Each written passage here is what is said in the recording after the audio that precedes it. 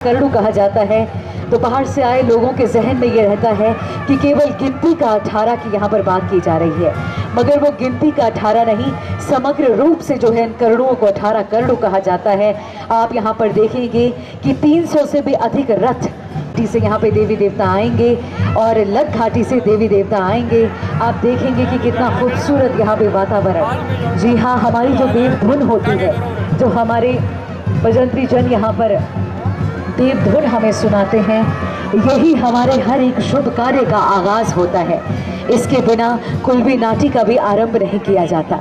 आप सभी जानते हैं कि हमारी देव नीति में अगर हम वाद्य वादकों की बात करें तो इनका भी विशेष महत्व है।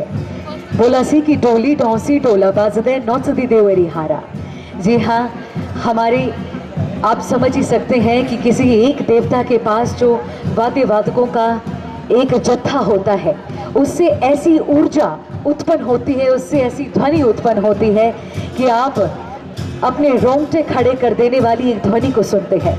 आप खुद देखिए, जब 18 करड़ों के वाद्य यंत्र यहाँ पर होंगे, जब 18 करड़ों के वाद्य यंत्र एक साथ यहाँ पर जो है वो बजाए जाएंगे, तो कुल्लू घाटी ही नहीं बल्कि हिमाचल, समस्त भारत, समस्त विश्व के लिए जो है एक, मैं कहूँ कि जो मंगल ध्वनि यहाँ पर बजाई जाएगी, उसके साथ ही मंगल कामना यहाँ पर की जाएगी। क्योंकि जैसे ही प्रभु रघुनाथ जी यहाँ पर आते हैं, आप सभी को बता दूं कि जितने भी देवी देवता यहाँ पर आ रहे हैं, सबसे पहले वो प्रभु रघुनाथ जी के जिस रथ में उन्हें विराजमान होना है, उसकी परिक्रमा कर रहे हैं, उसकी परिक्रमा कर रहे हैं। जो है ऐतिहासिक पहलुओं पर हम बात करते हैं। सो ओवर टू डॉक्टर सूरज ठाकुर जी। कुल्लू में एक दिन बाद क्यों मनाया गया, इसके पीछे भी जब ज्योतिष गणित के अनुसार देखा गया कि दशमी, आधी दशमी कल थी, आधी आज थी, आज सुबह के दिन। और वैष्णव परंपरा में दशमी बाद में मनाई जाती है। वैदिक काल में राजा इंद्र ने वृत्तासुर को मारा था। देखे अन्याय पर न्याय का प्रतीक कैसे बना है दशहरा। वैदिक काल में राजा इंद्र ने वृत्तासुर को मारा जो असुर था।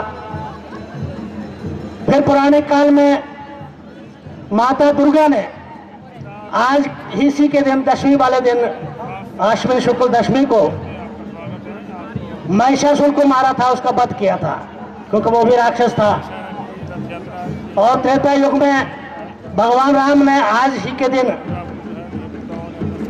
10 सिर वाले राक्षस वृत्ति के, हालांकि बहुत ज्ञानी थे रावण, उनको इसी दिन मारा था और माता सीता को छुड़ा करके अयोध्या की ओर प्रस्थान किया था।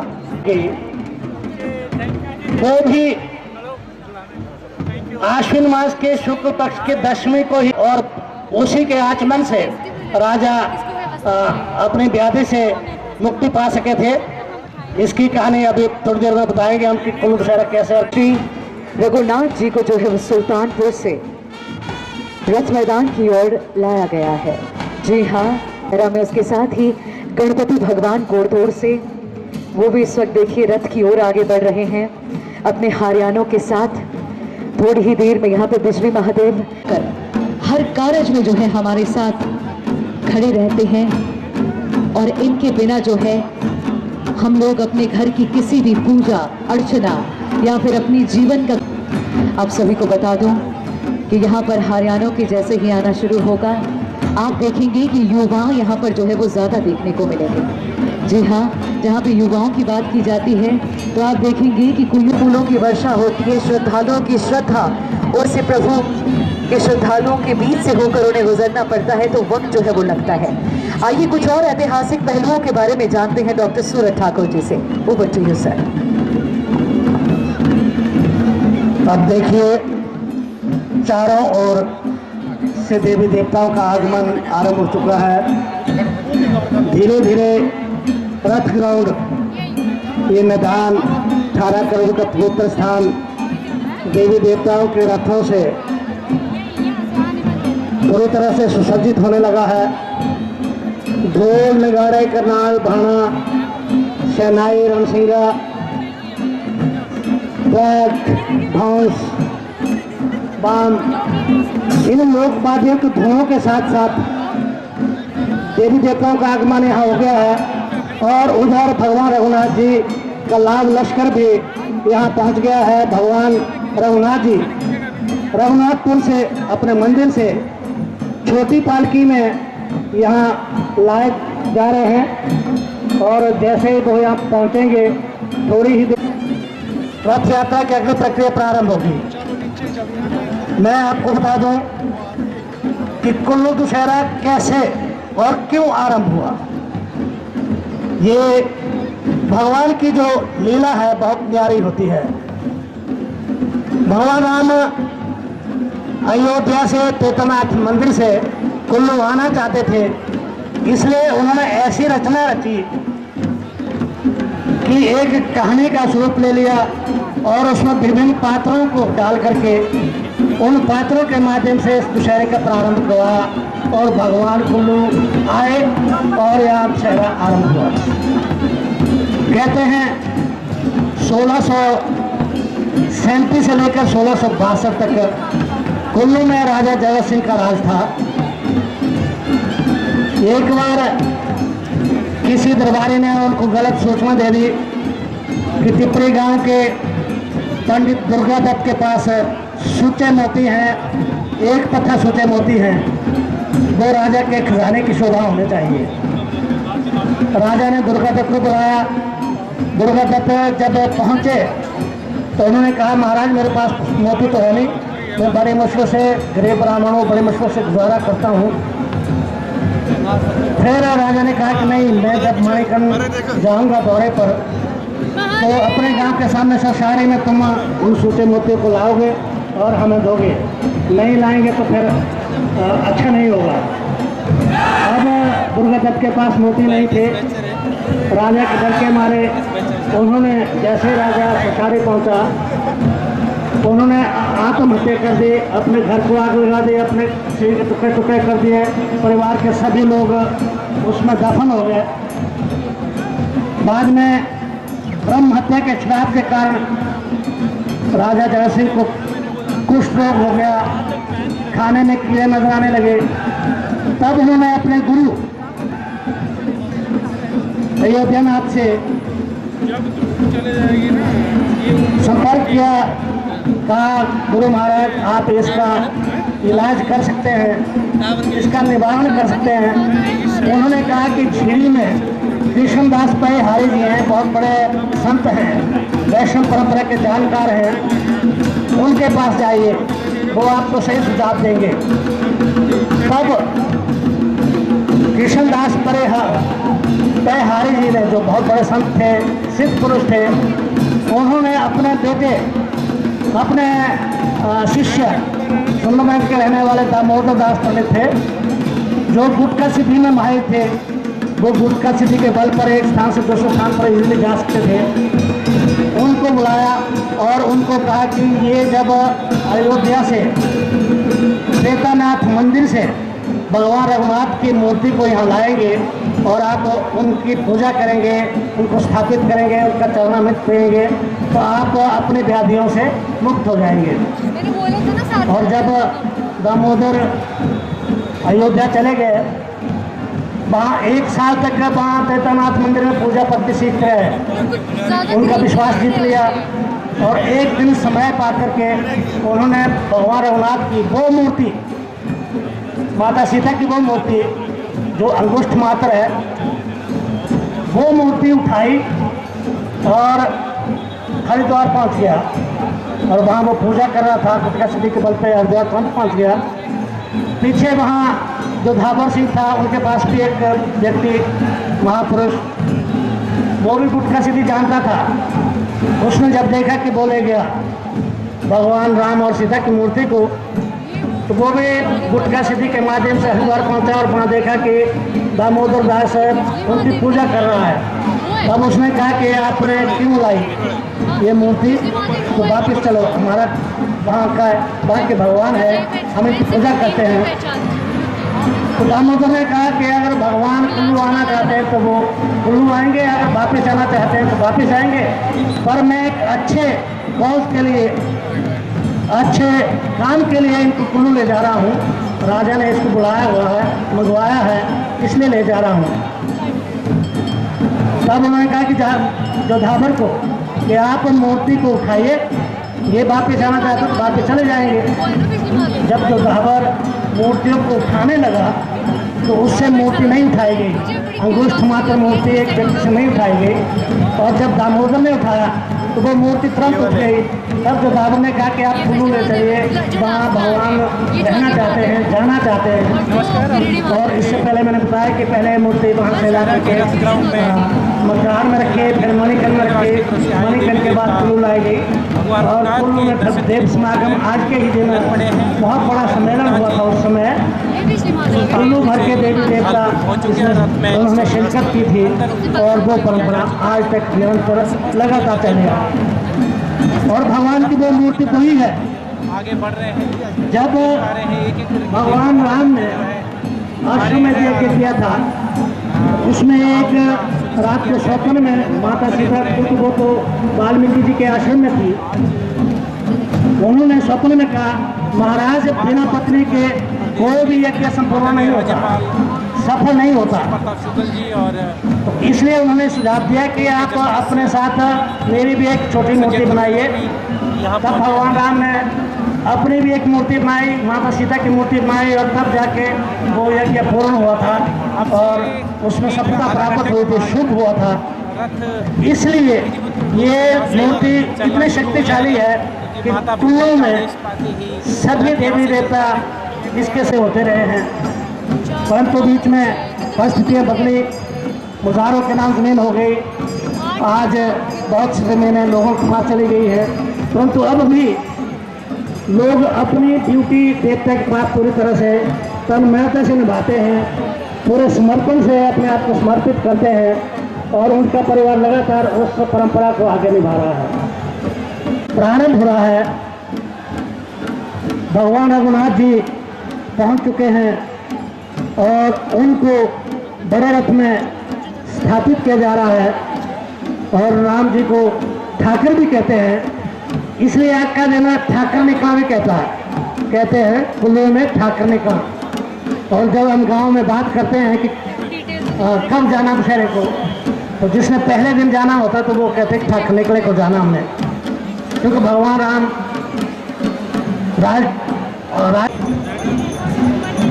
सभी इसमें छड़ी बाजार की तरह अपने पारंपरिक वेशभूषा में शामिल रहते हैं, खड़े रहते हैं। और जब रथ के वहाँ से आदेश आएगा वो नमन करेंगे और उसके बाद रथ यात्रा के इर्द गिर्द परिक्रमा की जाएगी। देवलों द्वारा जो देवता के निशान है उन द्वारा, और तब तक देवी हिडिंबा पहुंच चुकी होगी और देवी हिडिंबा के आगमन के साथ ही दशहरा की रथ यात्रा आगे चल पड़ेगी।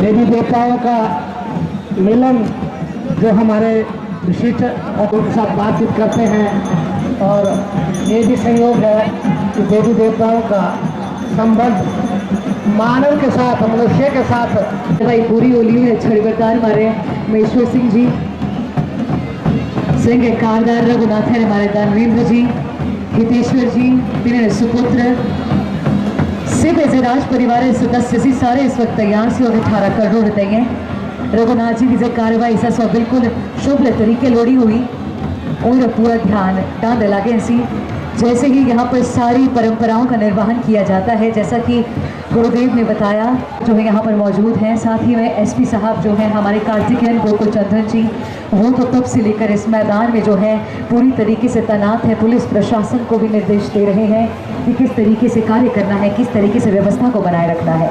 तो मैं चाहूँगी कि आप सबको भी बहुत बहुत साधुवाद कि आप जो है इस तरीके से अपनी शिरकत से इस कार्यक्रम को जो है हमारे लिए और विशेष बना रहे हैं। तो आइए बात करते हैं कुछ और ऐतिहासिक पहलुओं पर। ओवर टू डॉक्टर सूरज ठाकुर जी। कुल्लू दशहरा, उस बुढ़िया ने कहा कि बेटा आप तो मेरे कंधे पर बैठ जा। और वो व्यंगमणि पाल नौजवान था, उसने कहा दादी मैं कैसे बैठ सकता हूँ आपके कंधे पर, आप तो इतनी जीवन क्षीण हैं, बुढ़िया हैं, कमज़ोर हैं, ये नहीं हो सकता। तो उस बुढ़िया ने कहा कि तूने मुझे दादी कहा, इसलिए तुझे कसम मेरी दादी की कसम, तुझे मुझे अपने कंधे पर, मेरे कंधे पर तुझे बैठना होगा। और फिर कहते हैं कि जैसे वो कंधे पर बैठा, दादी लंबी होती गई, बड़ा आकार लेती गई, बहुत बड़ा रूप धारण किया, इतनी ऊंची हो गई कि जहाँ से पूरी घाटी नजर आती थी। तो तब दादी ने कहा कि देख बेटा कहाँ से कहाँ तक तुझे नजर आ रहा है। उसने कहा जी रोहतांग से लेकर नीचे दारिद वासनी तक सारा क्षेत्र मुझे नजर आ रहा है। देवी ने कहा उज्बेकिस्तान, बॉर्बिया, वेनेजुएला, इजिप्ट, बांग्लादेश। देवी देवता जो है इस वक्त आगे आ रहे हैं, प्रभु को यहाँ पे नमन कर रहे हैं। साथ ही जितने भी लोग इस वक्त घर की छतों से भी हमारे साथ जुड़े हुए हैं, सभी से आग्रह करूंगी कि जैसे ही रथ को हम आगे लेकर आते हैं तो जय रघुनंदन और जय सिया राम के नारों से जो है हमारी ये उम्र खाती गुंजायमान हो। रामचंद्र की, सियावर रामचंद्र की, हर हर हर हर, जय रघुनंदन, जय रघुनंदन, जय रघुनंदन, सियावर रामचंद्र की, सियावर रामचंद्र की, 18 करोड़ों की, 18 नागों की, हर हर हर हर। इस ऊर्जा को बनाए रखिए और महज थोड़े ही क्षणों में हमारा जो भगवान रघुनाथ जी का रथ है, जय रघुनंदन, जय रघुनंदन, सियावर रामचंद्र की, सियावर रामचंद्र की, सियावर रामचंद्र की, जय रघुनंदन, ये अद्भुत, जय रघुनंदन। अद्भुत नज़ारा 1 साल बाद आप इसको देख रहे हैं, और ये जो अद्भुत नज़ारा है ये अपने आप में समेट लो और अगले वर्ष इसके इंतजार में आप फिर इसके साक्षी बने।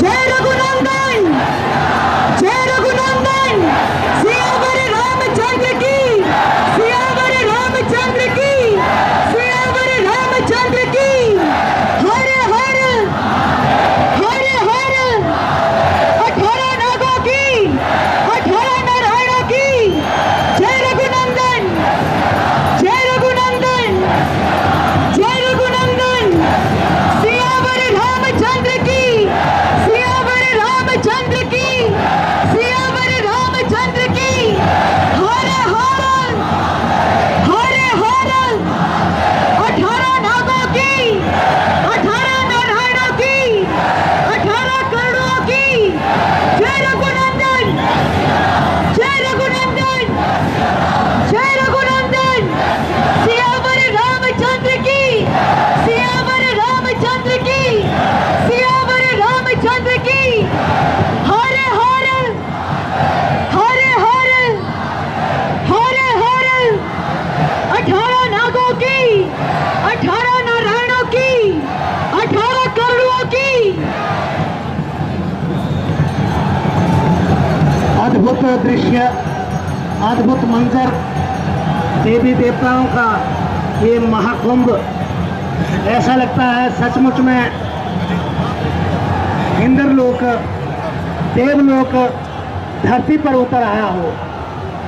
और ये केवल मात्र कुल्लू में ही होता है, जो 364 वर्षों से लगातार इसी तरह से, इसी उल्लास के साथ देवी देवता की उपस्थिति में भगवान रघुनाथ की अध्यक्षता में ये रथ यात्रा चलती है और चल रही है। और सबको देवी देवताओं में जो उल्लास आप देख रहे हैं, किस प्रकार से वो अपने उल्लास को प्रकट कर रहे हैं, और यही इस रथ यात्रा की खूबसूरती है, इसका सौंदर्य है और इसका समरसता का भाव है, पवित्रता का भाव है। और देवी देवताओं को चलते हुए आप देवी देवताओं के कारकुन, वाद्य यंत्र बजाने वाला बाजगी और हारियान और दूसरे लोग जो श्रद्धा रखते हैं देवी देवताओं में। थोड़ी बोलू जय सिया राम। पिछले वर्ष भी ऐसे एक एंड आए है माहौल बनाओ थी तुझसे भी पता सा की इतने समय जितने भी लोग है कोई बोला सी जाना लंका है तो औसस उठा कर निकलने रत्याड़ा मेरा तुझसे भी संग आग्रह ऐसा। दादी ने कहा कि देख बेटा कहाँ से कहाँ तक तुझे नजर आ रहा है। उसने कहा जी रोहतांग से लेकर नीचे दाढ़ी ग्रासनी तक सारा क्षेत्र मुझे नजर आ रहा है। तो देवी से वहाँ आना शुरू होते हैं और उसके बाद देवी अपने जहाँ ठहरती है 7 दिनों में वहाँ आती है।